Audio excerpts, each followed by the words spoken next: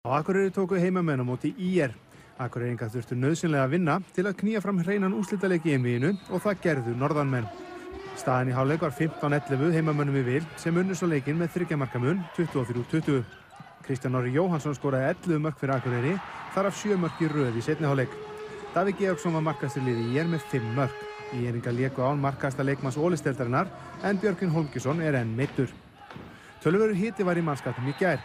Jón Heiðar Gunnarsson, leikmaður ÍR, fékk rauða spjaldið eftir að hafa fengið 3 brottvísanir og eftir að segja að Jón Heiðar hafi ekki verið sáttur við þá ákvörðun. Leiðilegt að dómarinn hafi ekki verið á sama leveli og leikmennirnir í þessu leik. Þeir eiginlega skemmtu þennan leik, þannig að skemmtilega handað úrslitaleik. Það er sárt þegar maður er að leggja svona mikið á sig til þess að spila í úrslitakeppninni.